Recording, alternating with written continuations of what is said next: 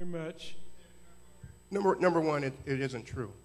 Number one, the parkland was never sold. Gene Clark Park still exists. It was toxic dump. The city, it was. You have to, you can't get your information from just the media. Congressman, I would invite you to come to Benton Harbor and get the real story. But here, let me just say this very quickly, let me just say this. The land was sold 2 years, 3 years by the commission, by the mayor and commission. Am I right, Commissioner?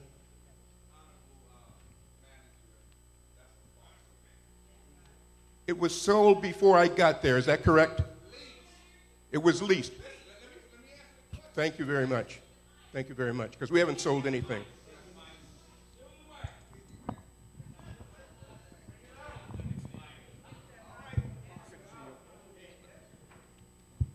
Yes, Gene Clark Park, first of all, it was deeded to the residents of Benton Harbor. Correct.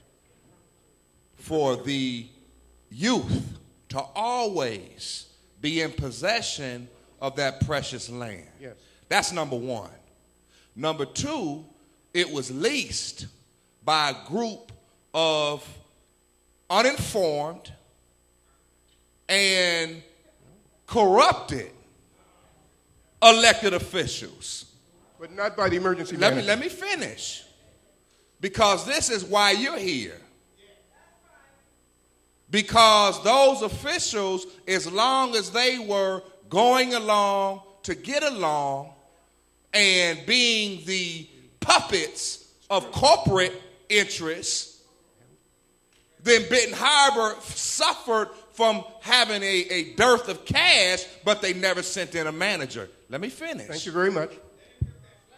So when a new group came in and said that the jig is up and you're no longer going to rape and pillage and rob the residents of Benton Harbor of their real estate, then comes in Sir Joseph Harris to neuter the elected officials, take complete control, and continue to sell off the city as if it's a run. Have not sold Gene Clark Park, have not sold that land at all. Congressman, you need to come to Benton Harbor and get the real story, because that is not true. And I apologize, Mr. Chairman, for my passion. Thank you very much. I now go to our elected officials, and I start off with the President of the Pontiac City Council, the Honorable Lee Jones. Come on up. And then I'm going to call Kermit Williams of the Pontiac City Council. And then I'm going to call Kenneth Cole of the City of Detroit to the Michigan State Government. Very briefly, gentlemen, our time is fleeting, because then I'm going to Reverend David Alexander Bullock of the Rainbow Push Coalition Detroit, Brandon Jessup, Chairman of Michigan Forward, and Keith Johnson, President of the Detroit Federation of Teachers. Will you all come up in that order?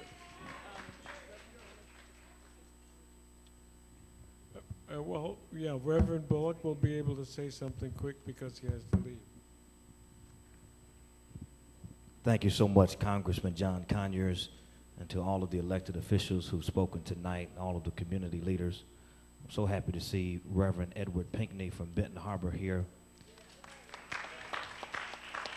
as well as Commissioner Marcus Muhammad from Benton Harbor here as well.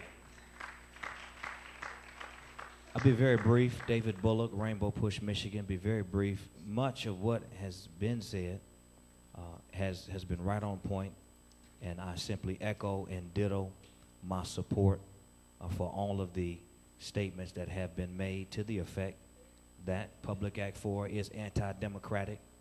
Public Act 4 is anti-union. It fights against our both spirit to collective bargaining, as well as fight against the right to collective bargaining. I also echo the fact that Public Act 4 is bad public policy. It's top-down legislation. It does not work. You've seen the examples. Highland Park, Michigan, under emergency management for over 9 years, under 72, still has not recovered. This is bad public policy.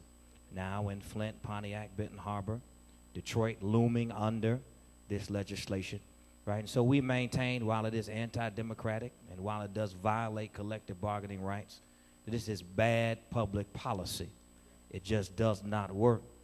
And so we are not here tonight, at least our position here tonight is not the position of the lawyer who would seek to try to use a fine-tooth comb to look through the legislation to see if in fact the legislation is unconstitutional or violates the laws of the land. We're not a lawyer tonight. I come here tonight as a pastor and community activist simply to say this, is that just because something is a law on the books doesn't make it right. And so the law that Dr. King and others fought against that consigned Negroes to backs of buses, law in Alabama that consigned them to jails because boycotts were illegal, laws that made slavery not just economically viable but also legally sanctioned in the nation, right? We have seen legislation before that was not right. And so our position tonight is that at the end of the day, the question is not what does the law say. The question is what do the people say? Because if the people are against Public Act 4 as a duly enacted legal mandate, then the people are the ultimate repository of power in a democracy. And so what we need to do as people is continue to let our voices be heard and say we will not stand up for state occupation of our school districts. We will not stand up for state takeovers of our cities. We will not stand up for the use of the power of the law to consign us to second-class citizenship, but we will stand on the foundation of human dignity and fight against this law. I close with this. Senator Burt Johnson said it. Congressman Gary Peters said it. Congressman Hanson Clark, Congressman John Conscious, they have all said it, but I want to close by pointing out the true genius of the need not for emergency management, but emergency reconstruction. You cannot manage hemorrhaging. You don't manage how much blood you're going to decide to lose today. Decide to lose just enough blood today so that I don't have use of both legs, just one.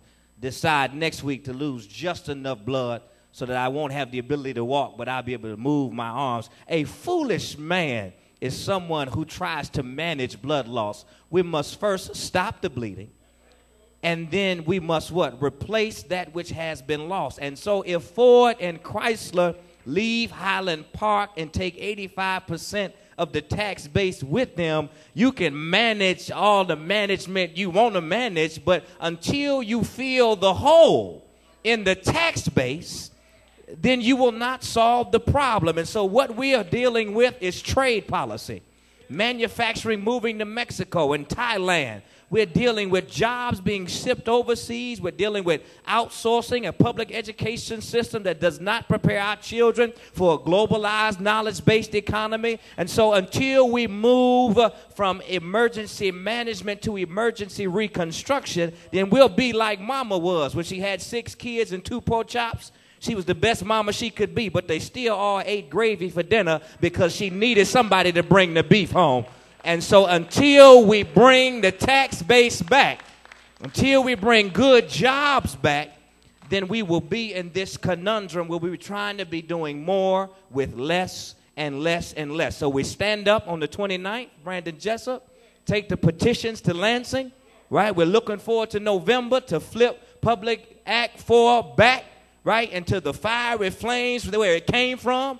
And then we fight for urban policy. We fight for federal intervention and for legislation that is going to help us rebuild communities like Highland Park. Thank you, Bishop Evans. Thank you, Soul Harvest Church, for hosting this meeting. But until we decide to say we are not going to stand up and have no floor for the poor, no roof for the rich, we're not going to stand in the hull of the ship while it's going down and taking water on the top, but we're going to declare that while we fight for democracy, we also need to fight for urban policy, federal intervention, targeted lending for small business owners, a restructuring of our education system that's going to put our young people on the path to economic and education greatness. Then what we're doing here tonight will have no teeth, will be like a lion roaring but can't bite nothing because we're toothless, teethless, and tactless. And so we got to move from hearings, from the suites, and to the streets and fight for our fair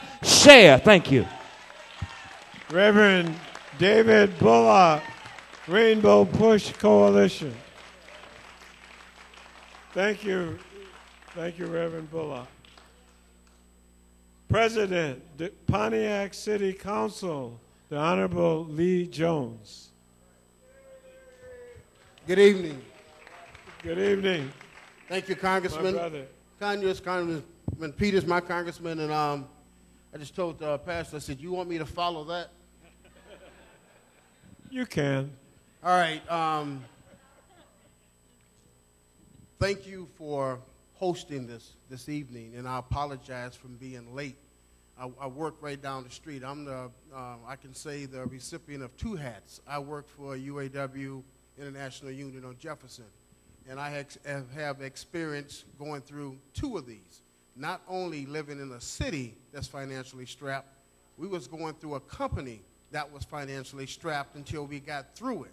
And just like this, we will get through this. But I stand before you with 3 stacks of papers, which are from 3 different emergency managers. Living in the city of Pontiac, we have had 3. We are on our 3rd. The first one didn't work, and the first thing he did when he got in office was eliminated council meetings. So it took it off the air so the citizens wasn't informed. Then he found out he didn't have the right to, so they put it back. The second major that everyone heard about was the sale of the Pontiac Silverdome for $583,000. If any elected official had sold that building for that price, it wouldn't have been no one left inside City Hall. No one.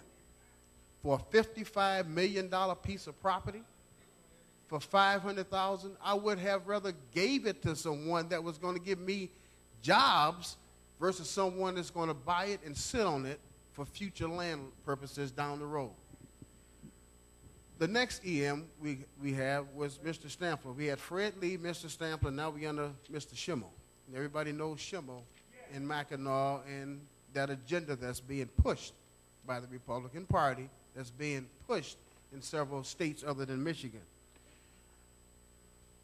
We went through a lot here because I listened to the speeches and what we're trying to fight, what we're up against. But living through this is totally different.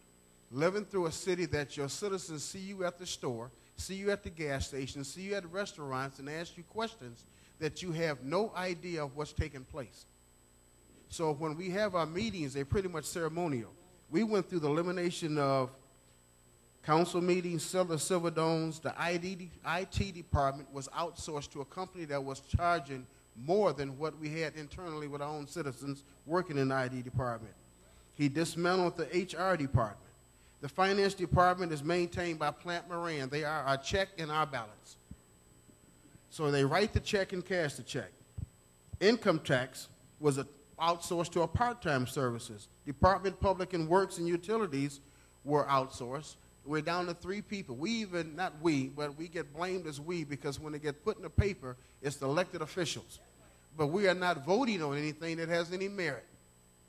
We even gave up, or they gave up, our trunk line. So when you have your trunk line being paid for by MDOT, we're not even doing our own snow plowing and our own maintenance to the roads that we could make money off of. Because what you do have is when you have control of your trunk line, you are able to go down the side streets and maintain those side streets at the cost of what you're doing other work for to help out your citizens. the police department was outsourced to or combined with Oakland County. With that merger, when we went from a city police to a county police, we got more police on the street, but their contract was guaranteed. Even if we couldn't pay it, our taxes would be levied before we got our taxes. So they made sure they got paid, and we end up losing our animal control, because your animal control now is with the county, but we still paying for the fee based on the population of the citizens, with no one doing our animal control but the county being regionalized with other services. They pretty much privatized our whole city. We're down to $1.4 million in general fund employees. Our general fund was roughly around $55 million. And you know 75% of your funds are paid for employees. We're down to $1.4 million worth of general fund employees. We went from over 600 employees to including now with the fire department merging with Waterford, we are a little over 100. That's total. Mr. President. Yes. Is it okay if Kermit Williams gets one word in before Absolutely. I'm going to close? pass it to Kermit because he has a history, a list of a chronological order. Thank you. I would pass that over. But I want to thank Congressman Peters on one other thing he mentioned. Other than saving the $1.4 million in CBG funds, they were willing to give, the second EM was willing to give $14.8 million back to the federal government on NSP because he did not want to use that with citizens that, like you and I, that are in need. Thank you, President Jones. And now Kermit Williams, Pontiac City Council. First, I'd like to thank you, Congressman Conyers, all the dais, to the pastor here. We've heard a lot of great speeches tonight, but I've been waiting since March 16th to actually testify on what's been happening in the city of Pontiac. President Jones told you a lot of statistics. I want to talk to what Ms. Benson was talking about. 2 weeks before our last state representative election, our city clerk was fired. So for the first time in history, you have the assistant to the emergency manager running local elections. I want that to be stated for the record. Our deficit when we got our first emergency manager was $2 million. We are now 12-point-something million in debt. I want that to be stated for the record. When we started with the emergency manager, we started off with a bond rating of a B. Now we are at CCC bond ratings. For the audience, that means junk bond status. We couldn't buy a pack of gum with the city of Pontiac's credit rating right now. I want to state that. Our police department, 150-something years old, gone. Our fire department, 180 years old, gone. Our IT department, our building and safety, our water and sewer department sold to an outside company called United Water, which is now currently under federal indictment. I wanted that to be stated for the record. So now we have criminals running our public water, and not only is it not an American company, it's a French company, which is a United States federal danger. We have another country running our water. So they say we're creatures of the state, but we're not even creatures of this country in the city of Pontiac. I wanted that to be stated for the record. The Pontiac City Council has zero salary. The first order that we got after March 16th, on March 17th, was to fire us as city council and elected officials. Our new current emergency manager has deemed himself powerful enough to hire our elected mayor as a consultant with duties that are outlined by the emergency manager. So for the first time in Pontiac history, our local mayor is an employee of the state of Michigan. I wanted that to be stated for the record. The last thing I wanted to state is that the previous emergency manager sent a letter to our Oakland County executive stating two things. Either one, the city of Pontiac be merged into Oakland County, or the second statement that Pontiac go into bankruptcy. So even though we've had an emergency manager, no solution has been put into place. We're losing residents day by day, and the bottom line is emergency managers don't work.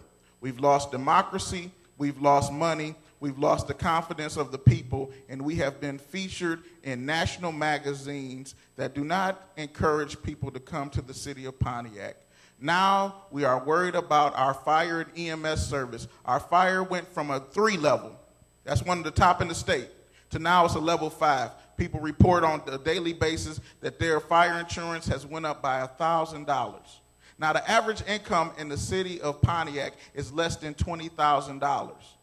Who has $1,000 laying around for fire protection? In the historic district, houses that are 180 years old, they are not allowed to get fire insurance, period, because the state will not insure it. And the response times will come in, and we have no fire station on the majority African-American side of town. Jocelyn Benson mentioned that Pontiac is 52% African-American. Those people have no service, and the response times have went up dramatically, and we will find out after someone dies. I wanted that to be stated for the record. Thank you, Congressman. Thank you. Kermit Williams, Pontiac City Council. Would you welcome Commissioner, Mayor, State Rep Martha Scott is here in the room. Where? Oh, there she is. Thank you, Martha. You can come up here if you like. Now, Michigan Forward. Brandon Jessup is here. Greetings, Brandon. Briefly.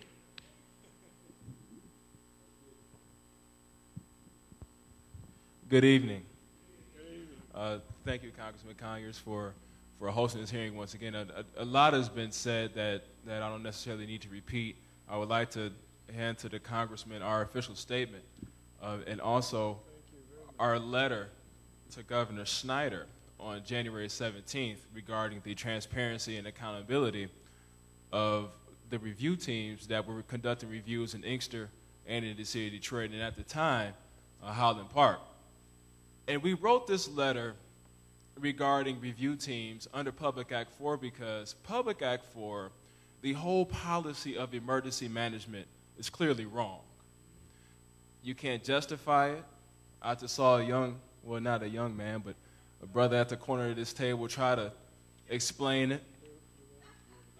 I've heard over the last year almost many elected officials, many of those from all across the state, try to validate their vote for it, but it doesn't change the fact that dictatorship is wrong.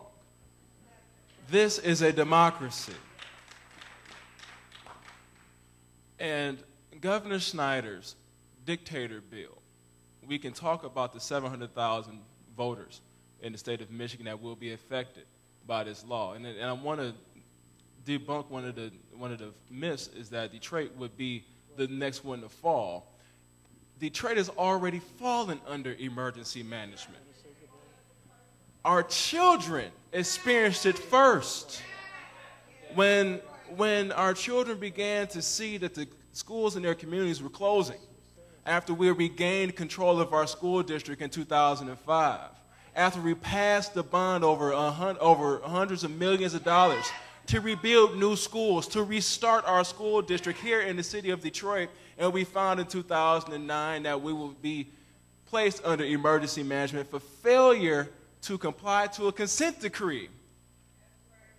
Another term that we think is fine under emergency management, under dictatorship. But let's be clear, consent decrees are just the primer for dictatorship.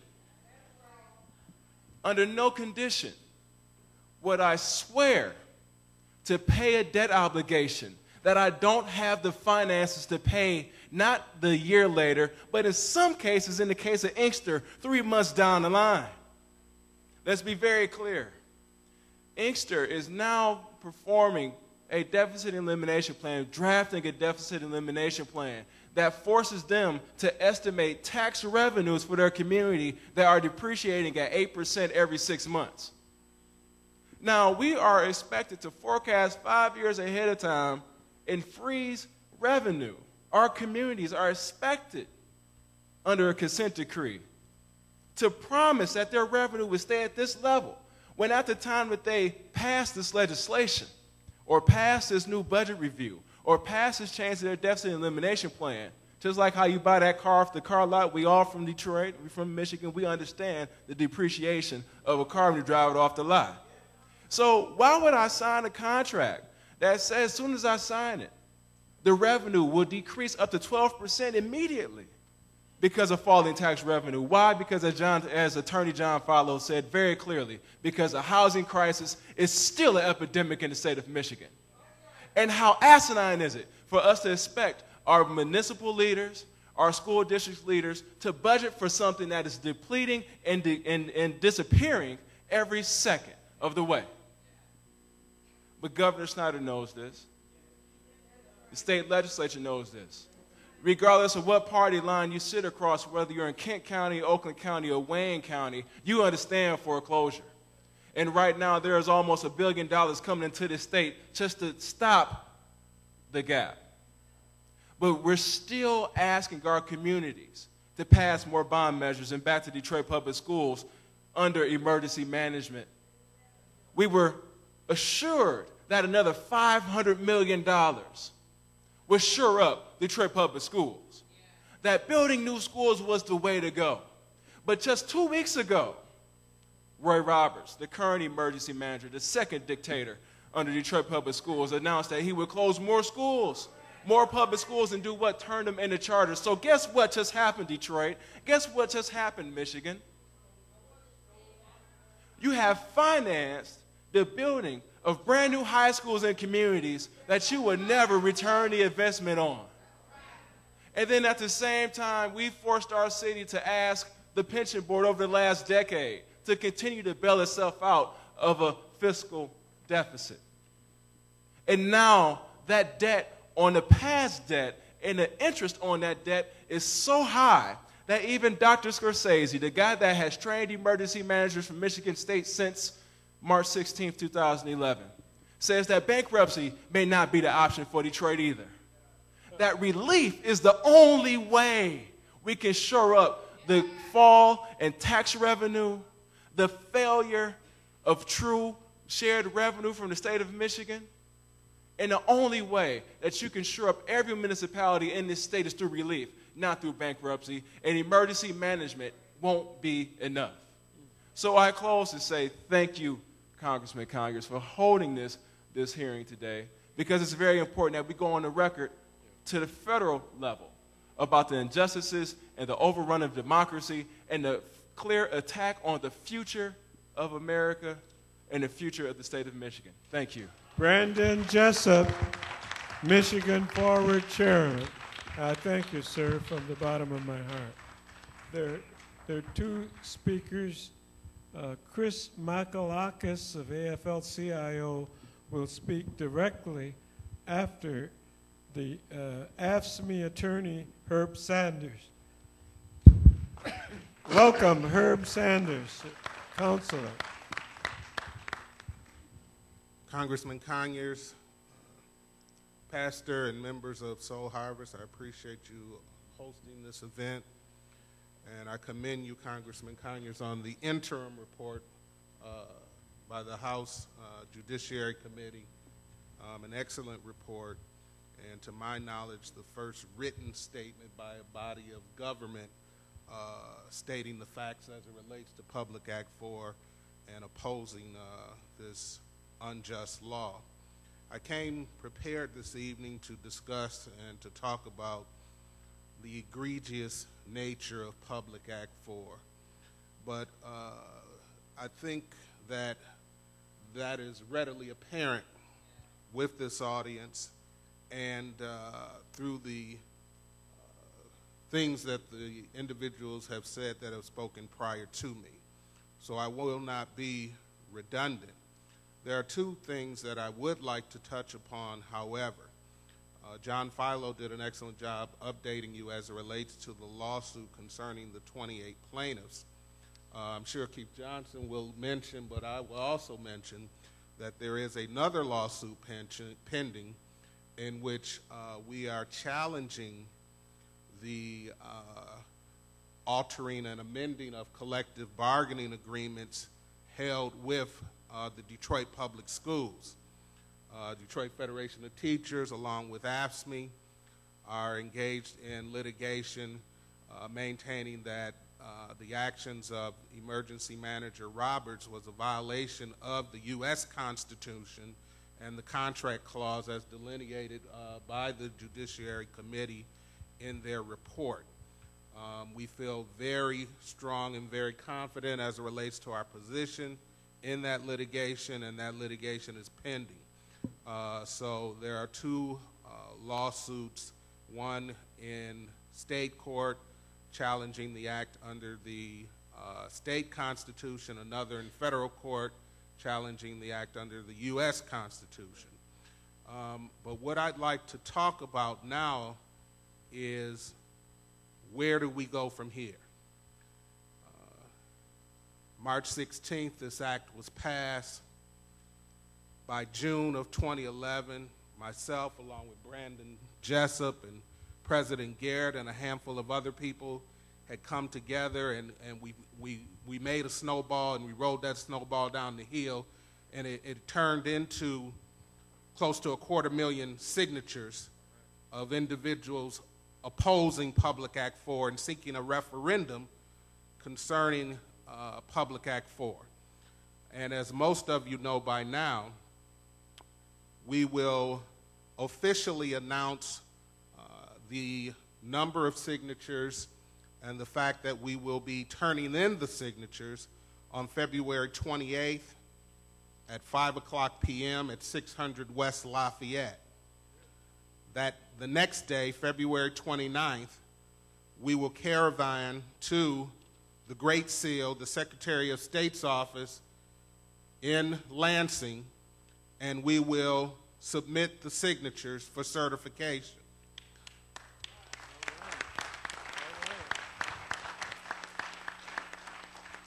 There will be buses leaving from Detroit and Flint as of this date, and I would hope that some of the other communities here that are represented will join us in that effort. We'll be leaving 600 West Lafayette at 9 a.m. Anyone who would like to caravan with us or get on a bus should be there by 8 a.m. on February 29th. And we will, box by box, walk into the Secretary of State's office and submit the signatures. We anticipate between 50 and 60 boxfuls, close to 250,000 signatures. Now, I say that to say that we will then be entering into the trenches truly as it relates to this effort. One, as Congressman Peters previously mentioned, we anticipate there will be immediate action by the state legislature to either pass a law dealing with the interim period before, from the submission of the signatures to the election in November 2012, or alternatively, an effort to pass a law that attempts to totally usurp our petition effort. So as soon as I'm done carrying my box into the Great Seal, into the Secretary of State's office, I'm then going over to see each legislator in Lansing and demand that they allow us to have a vote on whether or not we want democracy or dictatorship in our state.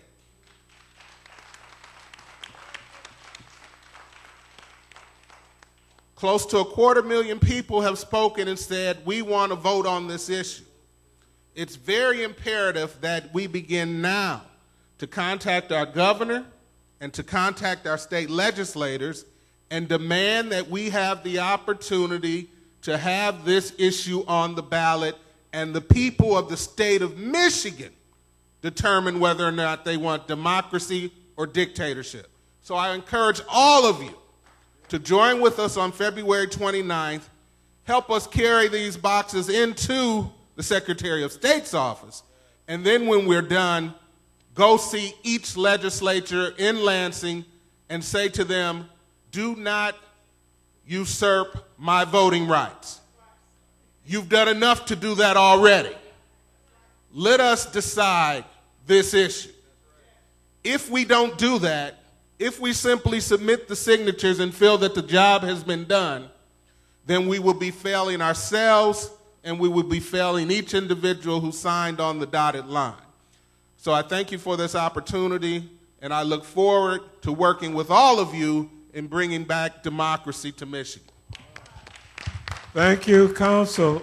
We'll be up there with you when you turn those 50 or 60 boxes in. Thanks so much. We're going to hear briefly from AFL-CIO Chris Makalakis, and then we're going to Keith Johnson, President of the Detroit Federation of Teachers, and then we close with the Honorable Marcus Muhammad, Benton Harbor City Commission. In that order, please. All right. Thank you, Congressman Conyers. Good evening, sisters and brothers, and thank you, Bishop Evans, for your hospitality this evening. My name is Chris Mihalakis. I am the Secretary-Treasurer of the Metro Detroit AFL-CIO.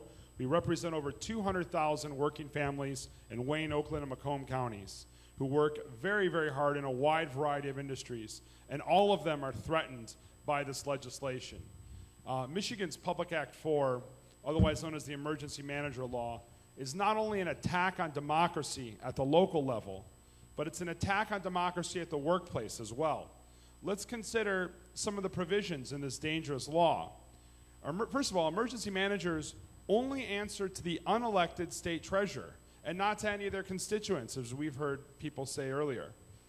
Emergency managers have the power to merge entire cities and counties without any input from its citizens. Emergency managers can suspend, alter, or eliminate collective bargaining agreements without any input from the union or from their constituencies. Emergency managers can lay off and privatize any public employee without any checks and balances from local elected officials. And you would think that even after death, you would be free from the power of an emergency manager.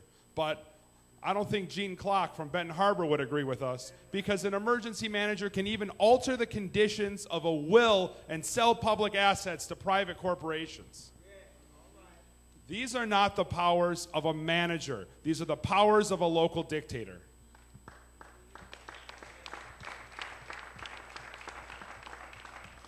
And as I talk to members of our organization, they tell me that this is not a law about helping local schools and local communities, but a law that's a blatant power grab to threaten democracy.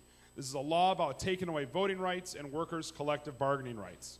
And I just want to echo a little bit of what Brother Sanders said here. Over 200,000 voters in the state of Michigan have signed a petition saying that they want to challenge this law in November. And I ask that everyone in this room do exactly what Herb said and contact your state legislatures, your rep and your senator. Call the governor's office and tell them that you want to have a voice this November and you want to challenge this law through a ballot referendum. When communities are suffering, we should be working together to find solutions to help each other through these hard times, not kicking each other while we're down. And with that, Mr. Chair, I thank you for your time and thank you for holding this event tonight. Thank you, sir.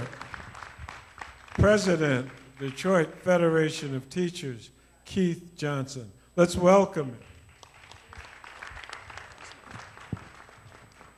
Thank you, Congressman Conyers and Bishop Evans. Thank you for your hospitality. Thank you, Congressman Conyers, for this forum. Detroit, Flint, Pontiac, Benton Harbor, Inkster, Ecorse. Have there been any other communities that have been harder hit by Michigan's recession than these communities? Yet, as we look at the fact that not only have they lost population, they've lost revenue, they've lost property value, yet the state of Michigan, rather than reaching out and saying, what can we do to build up this community, they've said, let's tear these communities down. I heard Mr. Harris say near the beginning of his statements that Public Act 4 and the authorities given to the emergency manager have proven to be effective. And I don't live in Benton Harbor. He may or may not be right. But the fact of the matter is, if something is effective, if it undermines the right of people to have a voice in the community in which they live, no matter how effective it is wrong.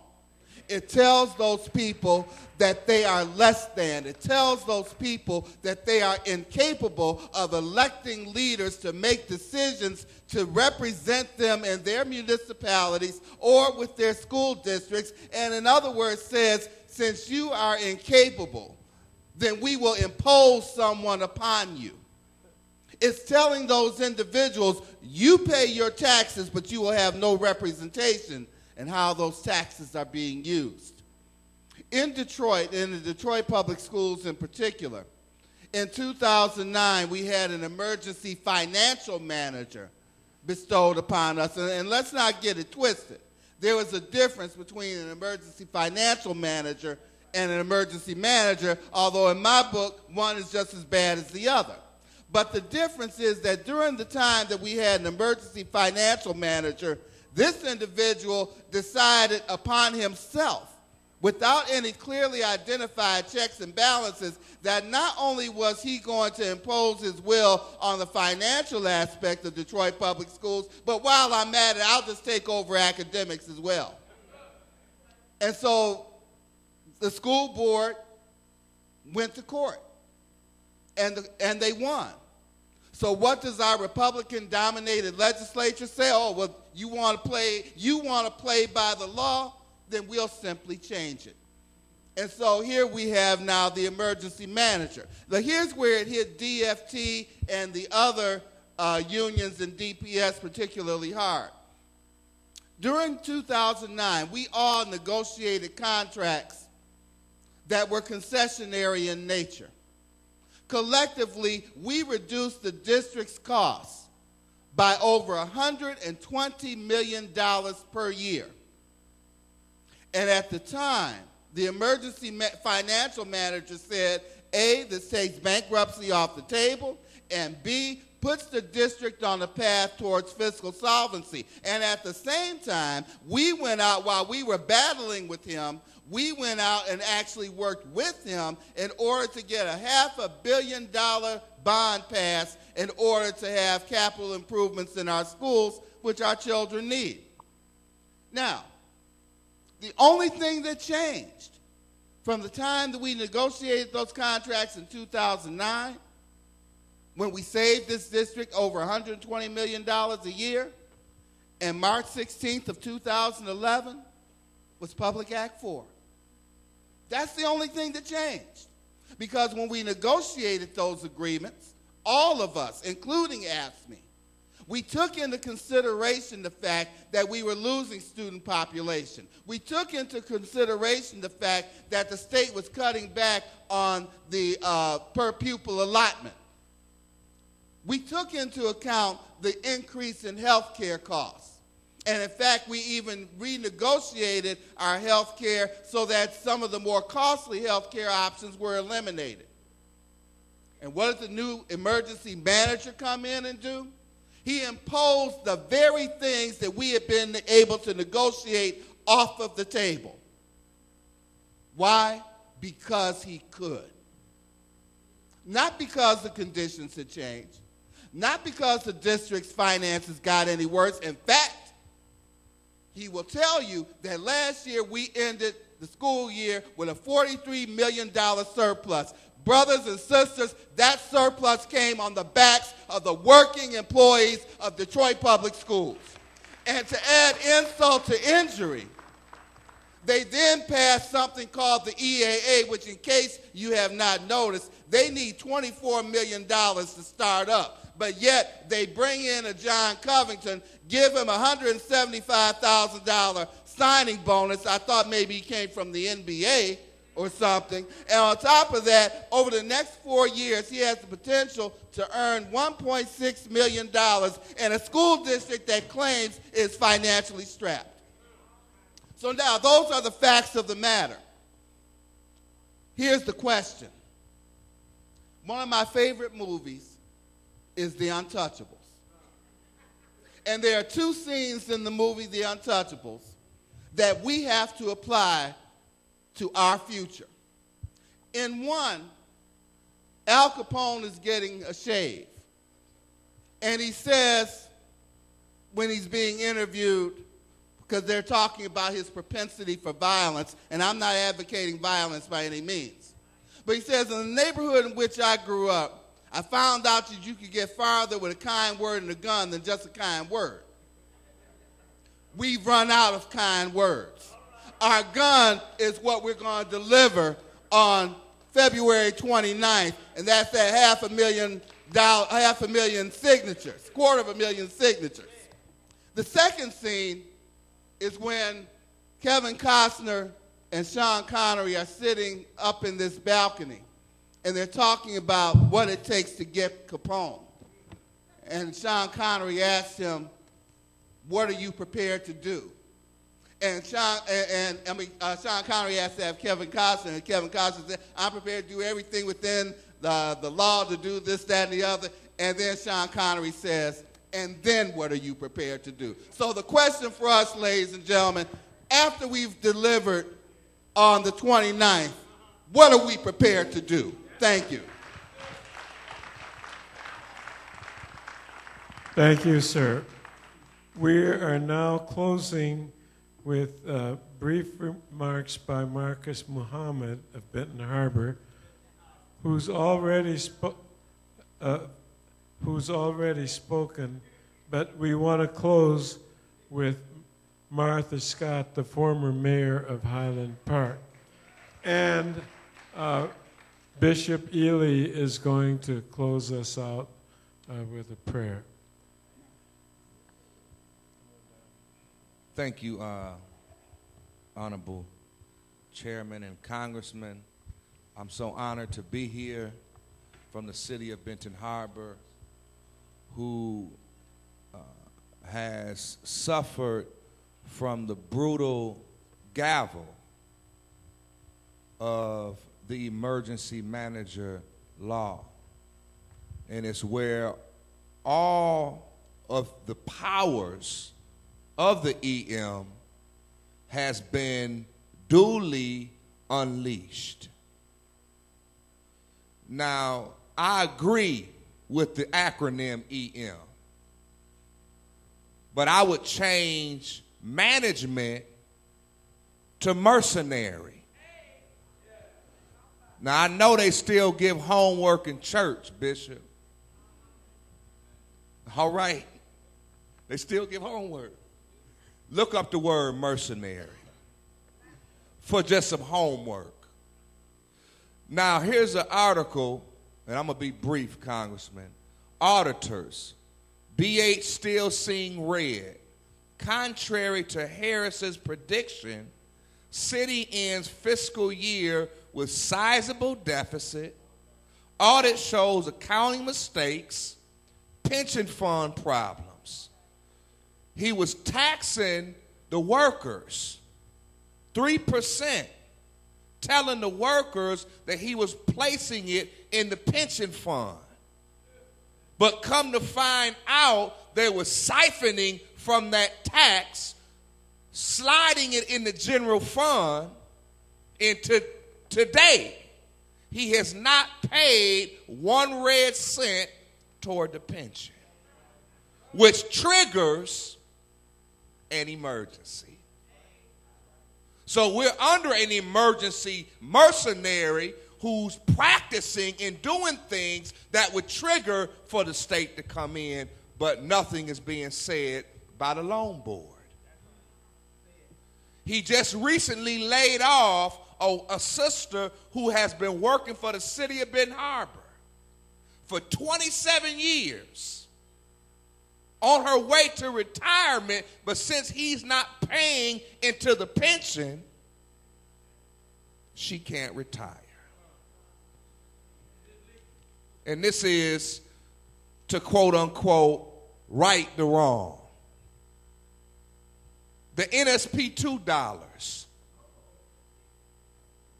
It's a non-for-profit organization which is the right arm for Whirlpool Corporation.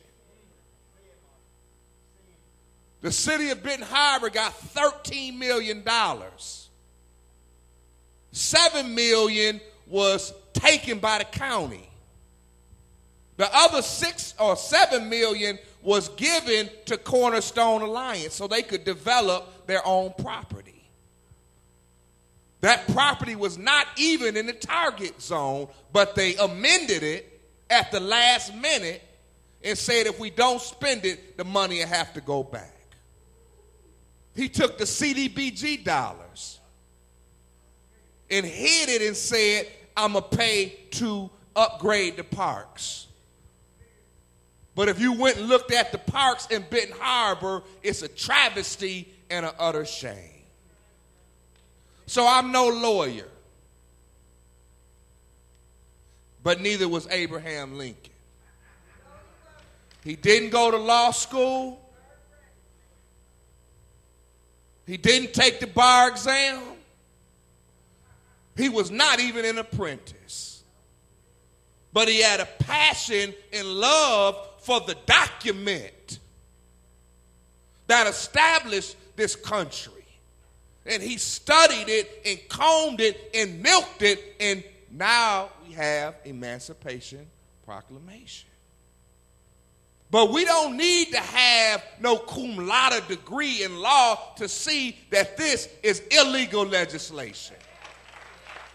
And I could go from the top to the bottom, line by line, and prove that the EM law, if I wrung it out and it was a wet towel, it would read slavery, suffering, and death. Now, I like The Godfather. This is our Godfather. But in the movie, The Godfather was notorious for giving you an offer that you can't refuse. I wish the mayor was here,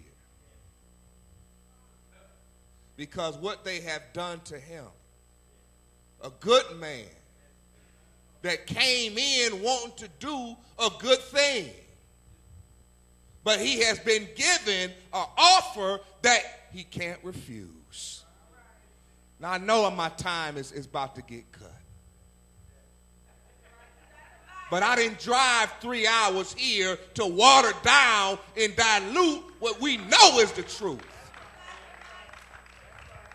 So, last point, government. You know, Frederick Douglass said that power concedes what? Nothing. No thing without what? A demand. But the demand has to be backed by force. When A. Philip Randolph met with FDR, who was a champion of the Union, he dramatized the problem that existed in the injustices. And the president lit a cigar and gave all of the invitees one. And he said, Philip, I agree with everything that you have said.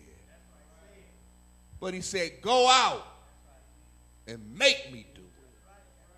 So if we can send them petitions, that's great. But ultimately, we have to make government with the force of the people to do the right thing. Otherwise, they'll thumb their nose and snicker and laugh at our demands.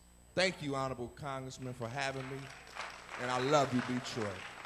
Well, Lincoln didn't go to law school, and neither did you, but both of you sound like lawyers to me.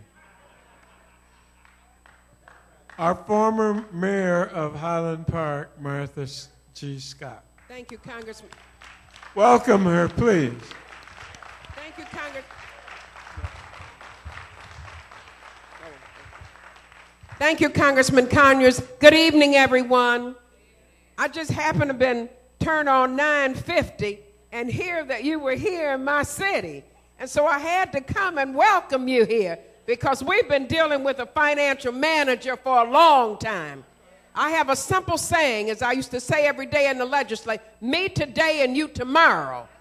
So when you didn't come, and get started in Highland Park when they came after us, when they had a guy come all the way from Georgia to run our water department, and he could go back and forth, and the governor did nothing about it. And so I'm saying, you said it all. That's what we have to do. We have to all come together all over this state.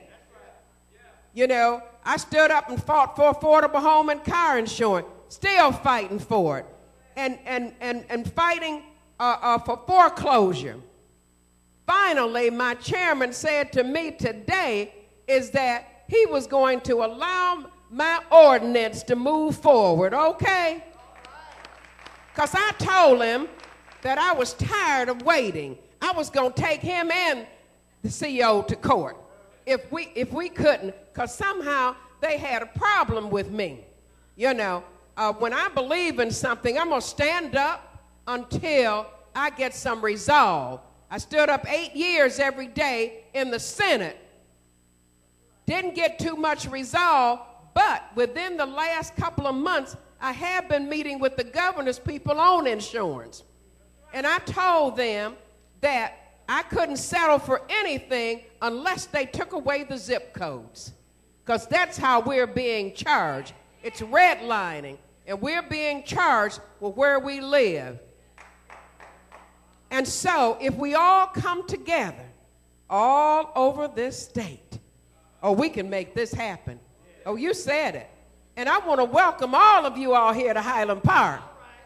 Because Highland Park is my love. Much is given, much is required. Ain't that right, Titus, my former mayor? All right. So if we all can get together, then and he is now our councilman. But we have all been here living under these financial managers when it was not quite as stringent as it is today. But any day we could go back into EFM. So I'm glad you're here. But if we stand up together, Congressman, we can fight this. We can. So thank you all for being here. And I always love to thank Bishop Evans because he just allows us to use his facility. And I just thank him. Yeah.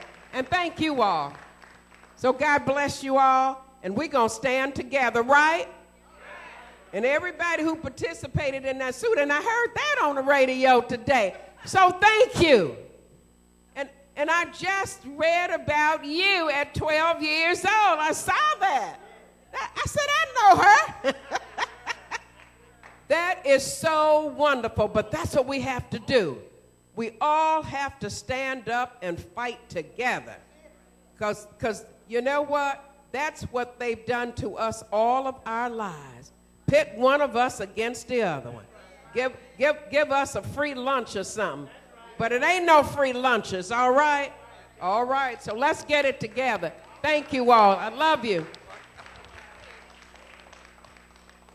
Our bishop will close us out, and we thank him for the use of his facilities, for his staff that has worked with us for weeks. Bishop Evans, we salute you, and we're so proud of Soul Harvest Ministries.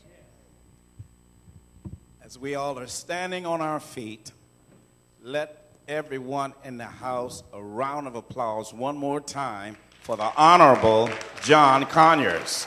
Come on, let's do it. Come on, we can do better than that. We salute him. It would be a travesty if we did not put him back in office. I put my bid in now. Soul Harvest will be opening our doors for Get the Vote Out, organizing and making sure that our honorable congressman, who is giving us brilliant leadership, quality overseership, is placed back in office so he can take us to the next dimension. God bless you, Congressman John Conyers. Now may the Lord bless each of you, and may he keep you. May the Lord's face shine upon you, and may he be gracious unto you. May the Lord lift up his countenance upon you, and may he give you peace. Shalom. Nothing missing, nothing broken. Amen.